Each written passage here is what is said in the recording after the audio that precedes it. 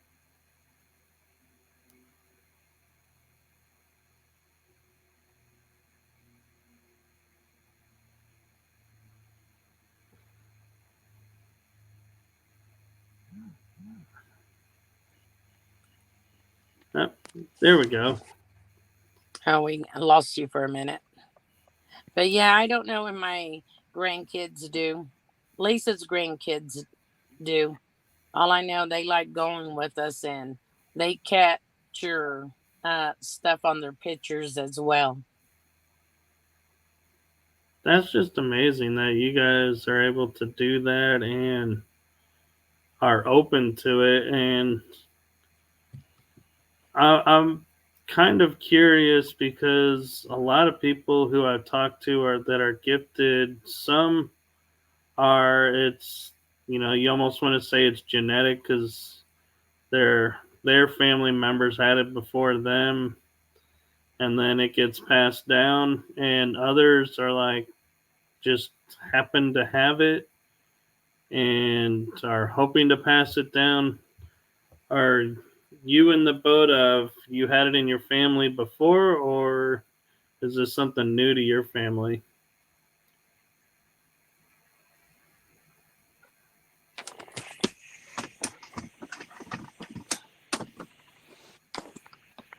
Yeah, I lost you again, Mike.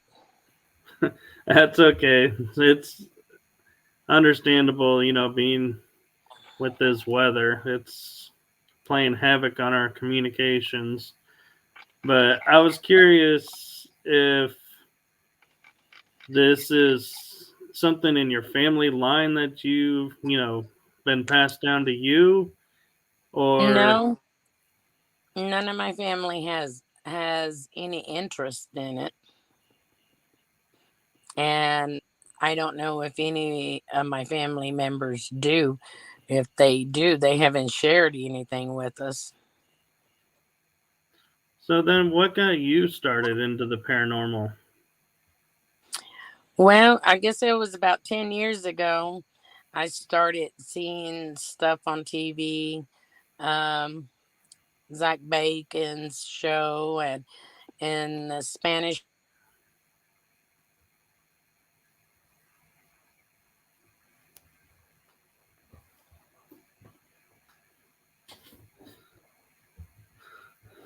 Okay. Yeah, a slight freeze, so hopefully she'll come back. That we're back. That got me really interested. So I found a paranormal group that I joined and started going out there with them, and I started taking pictures. And every time I took pictures, I would find faces and in my pictures, and that just kind of um, started it off from there. That's a pretty cool way to start. I wish I had that when I started. I probably would have gone on many more adventures up front, but it took me a while before I'd start to see stuff in my photos. And then when other paranormal groups go live, I watch, and sometimes I will have to let them know there's a face in a headstone or something. And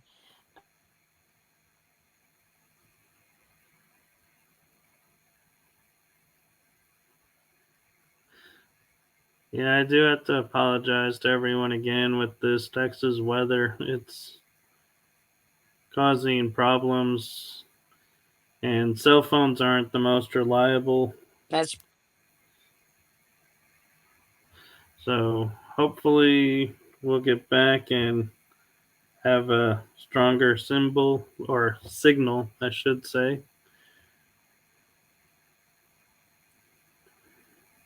We'll see when she pops back in.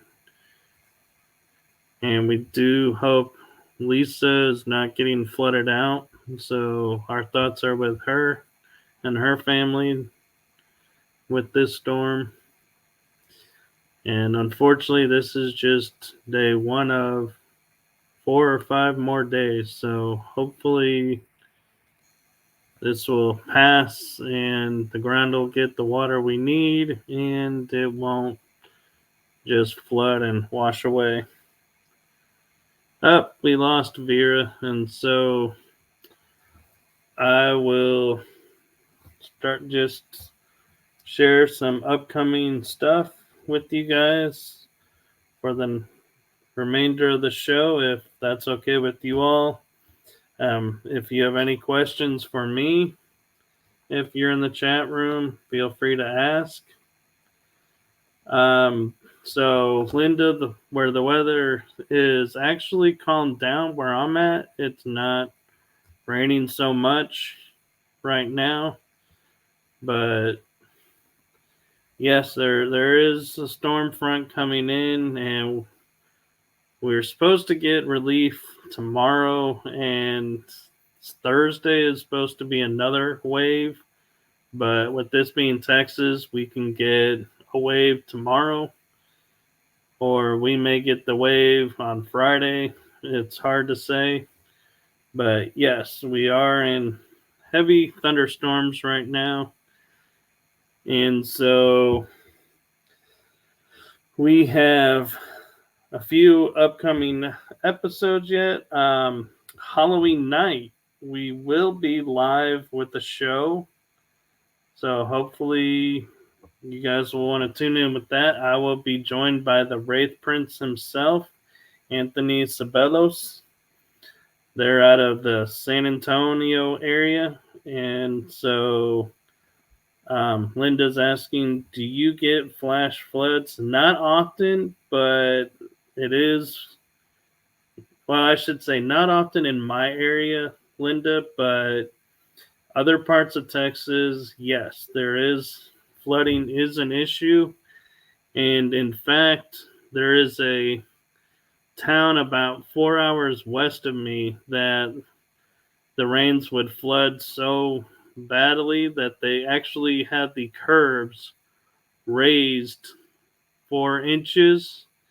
And how they did that was they actually took and dug out the streets and lowered them to about 4 inches to a foot deep. So it's a really big step up to go through some of the streets, and that's in Ballinger.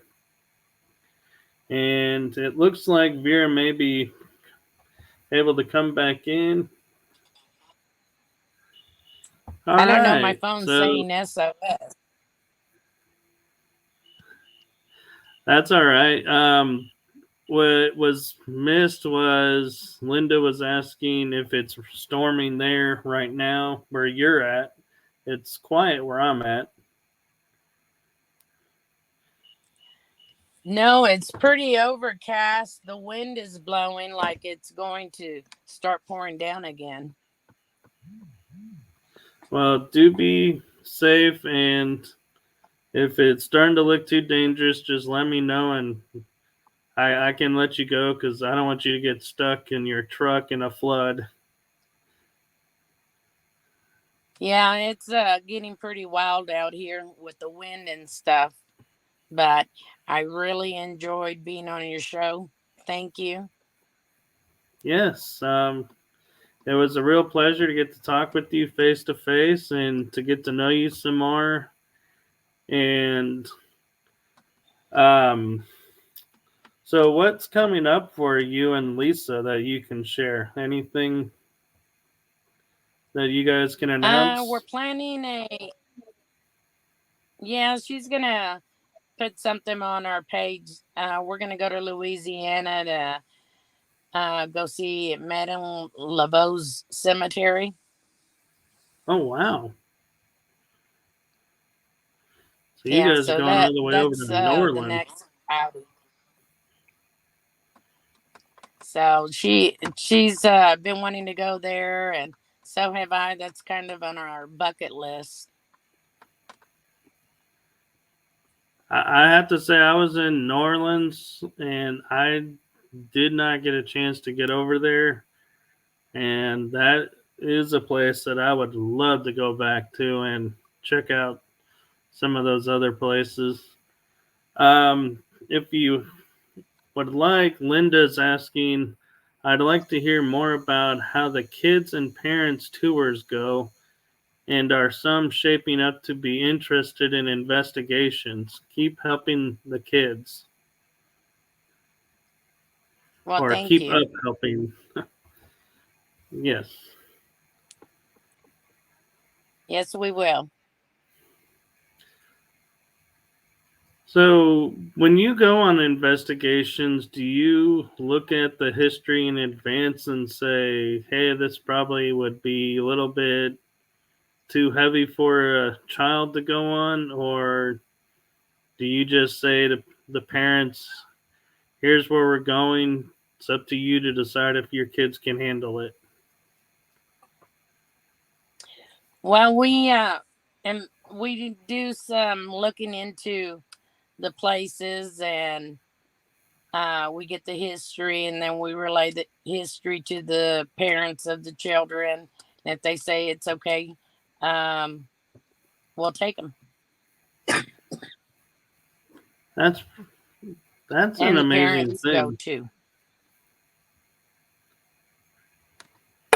So So, I'm kind of um, curious on the tours. Do the parents ever be like, no, son, that's not, or no, honey, that's not what you think it is? And you guys have to step in and go, actually, your kids are right. I'm sorry, but that is what they said it is. no, I've never had that happen, because of the fact that most of the parents know their kids have abilities, and they just, you know, praise them that they were able to see that. I have to say, and I think you might agree with me, that that's pretty rare and really a gift because we live in the Bible Belt. And so that's Hmm. really cool and amazing that the parents are actually saying to the kids, yes, you have gifts. This is great. Keep it up. Let's work on it instead of what we kind of had growing up Encouraging and them. going, nope. No, Sorry, I didn't mean. um, all of the parents that I've met encourage their kids, and I think that's pretty cool. That is, because it's not easy being in the Bible Belt trying to be paranormal investigators. Because I kind of find a lot of times the churches and the people who say they're like of the faith, they're like, no, we don't believe in that, and you shouldn't either. That's dark, and it's like, no, it's not dark. That's why we're trying to help bring awareness to it. It's not what you all think it is. I'm a Catholic, and I'm faithful Christian and everything, but I still believe in this because it's out there. Regardless they want to accept it or not. And I don't think that um, investigating a place makes you a bad person. I agree, and And that's Lisa, she's a Christian too. and so do you and Lisa ever like sit down and just like go, you know what? Maybe we should just chill out after an investigation and be like, after everyone does their protection and cleansing stuff, and just sit down and go, man, I can't believe what we just witnessed, or how did you think the night went? Do you guys do that? Yeah, we always go eat before we go on an investigation, and we talk about the history of the place. We get done, we'll go have drinks and stuff and sit down and talk and start looking at each other's pictures, see what we find. That, that's a good thing to do, and I gotta say, I'm surprised, to be like right after I would. I always sometimes feel like, man, I am tired to have the strength to go. hey, let's hang out for like another hour or two and check out these photos. Yeah, that's what we always do, before and after. And we just sit down and go over our pictures and stuff. So it's pretty neat. And then we get home and we blow our pictures up and we can see exactly what's in there and what's not in there.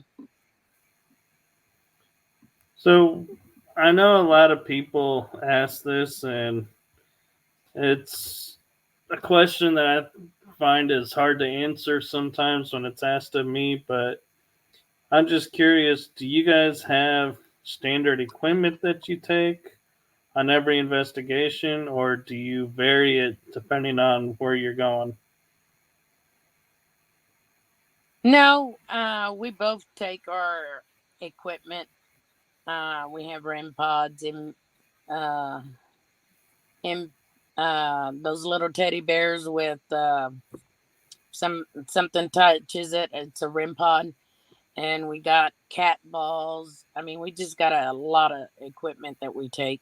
Video camera, um, and then the kids they take a bunch of their own personal stuff. That's really cool. And I'm curious because for me, the one piece of equipment that I'm starting to use more that I'm finding I kind of laugh at myself on the inside when I say, yes, this is becoming my go to equipment are the cat balls. Do you have that same feeling sometimes when you pick up the cat balls and be like, I can't believe I'm about to put these all around? But man, I get great stuff from these. Oh yeah, we do too. I mean, and the kids they like everybody takes a lot of equipment. Me and Lisa, and we have maybe three or two of each things. And when we take the kids with us, they all grab something and they're using it, and they get so excited when they find something. You ought to just see the look in their face. That's the most, I guess, exciting moment is the look, and they're so excited and we praise them for finding what they did, and they just want to keep going and keep going, and That's that's really what cool. I like. And yeah, the kids they just get so excited. So I'm kind of curious. Um, Sorry, I just got a question that's I seen pop up in the chat room. Linda is saying, "Hi, Michael. Can you see me here on YouTube?" Yes, I can, Linda. I guess I answered your question by putting your question up on the screen. Now, I'm curious is do you explain the equipment to the kids before they use it, or do they come already knowing and asking you, hey, can we use the REM pod? Hey, can we use the K2 or the cat balls? They already know. These kids nowadays know more than the adults sometimes. They know every piece of equipment, they know what it does, how to use it. So, no, we don't explain anything to them. They already know it. That's really cool. And so we're approaching the end of the hour, and I appreciate your patience and the patience of everyone watching and in the chat room dealing with the weather. What advice do you find yourself giving the most to the kids and other paranormal investigators? Well, mainly the kids, I keep, and I always praise them and let them know keep doing what they're doing. If this is what they have a calling for, go ahead, go for it. And, when we work with other paranormal groups and we see that they caught something cool out there or whatever, we always praise them as well.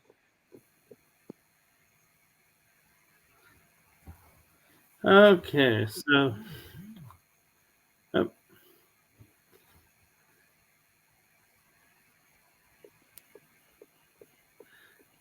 that's really cool that you I'm do back. that. And I'm glad you were able to come back in because Linda says kids have great energy. It's possible to ask your guides to Exactly. boost your energy to be closer to that of the kids. I don't know if Exactly. you could have the stamina though to keep up with the kids. We're not in our 20s anymore. Oh, let me tell you, they got more energy than anyone. They're just all over. I'm out of energy, and they're just like, they got new batteries put in them, and they want to keep going and keep going. How late do your investigations with the kids usually go to?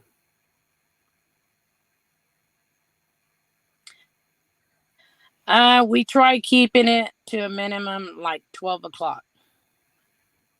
That's a We'll good start hour. at 8 to 12, just 4 hours. Yeah, that's pretty good because most Even though activities. sometimes they want to stay later.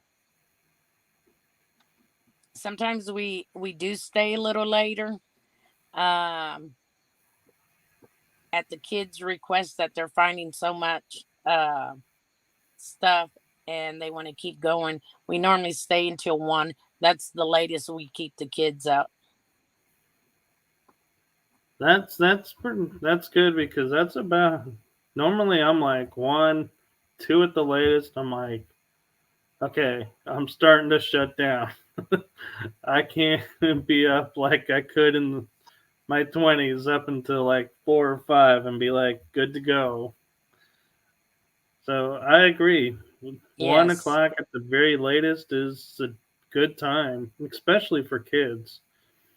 And Linda Judd is saying at the end of a past life reading with Sylvia Brown, she would ask that you raise your energy to feel refreshed.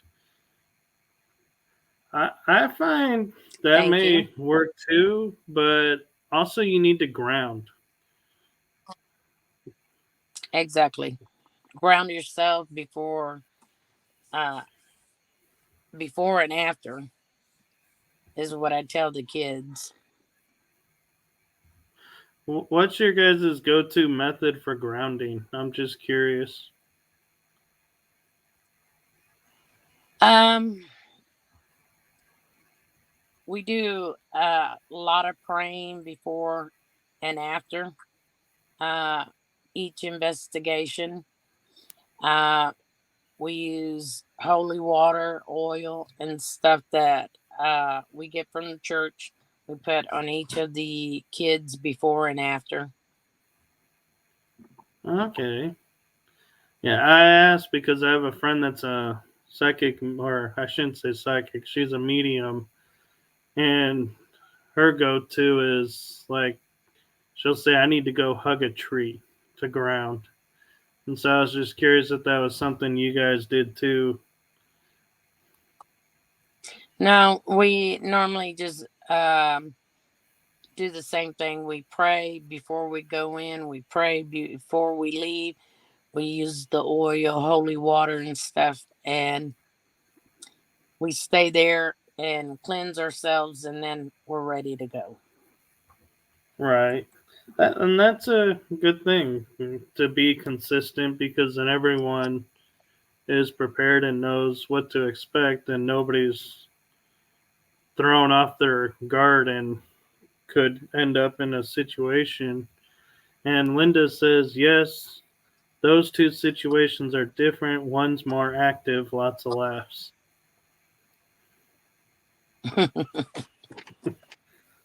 Well, thank you. Okay, well, we're actually a little over an hour. So I want to thank you for coming on. And again, if anyone wants to reach Vera or Lisa, who unfortunately couldn't be here, but our thoughts are with her that her and her family are not in a flood, or if they are, they're safe with this weather. And you can reach them on Facebook. The group is called what? I'll let you give the title of the group and how everyone can best reach you. Paranormal Ghostbusters. Paranormal Ghost Central Texas Paranormal Ghostbusters. Awesome. So there you go, guys. Thank you, Vera, for coming on and for braving the Sorry storm about all the in your trouble. car. It's okay. It's all fun of the live shows. Is we can't control the weather. We can just do the best we can. Well, thank you very much for having us. Well, me. Lisa wasn't able to attend, but I'm pretty sure she'll watch it. Yes, and if she ever wants to come on again, or if you want to come on with her, we'll be happy to have you guys on. And we are happy to support you guys and promote you guys doing what you're doing because I think it's great what you're doing with the kids. Well, thank you. And And I'm if looking any at. kids out there, we take them on. Anyone that wants to go, don't matter how old you are, male, female, we will have them with us as well. If anyone wants to bring their kids.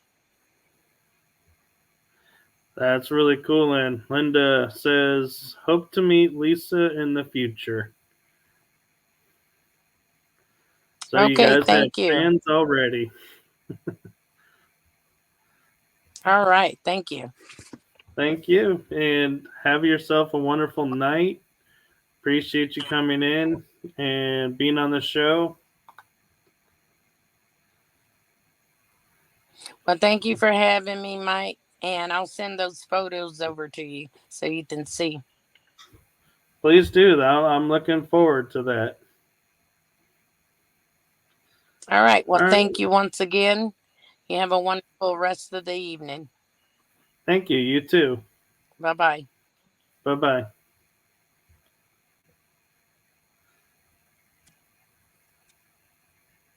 Okay. And so, as we mentioned earlier, our next episode is Halloween night. We will be at our normal time, 9 o'clock.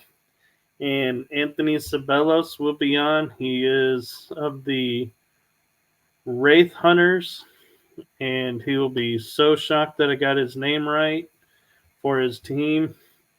They are out of the San Antonio area. I got to hang out with them at Fear Fest in New Orleans. So please come and enjoy that episode as well. And if you don't make that episode, I wish everyone a wonderful Halloween and have a great rest of the week.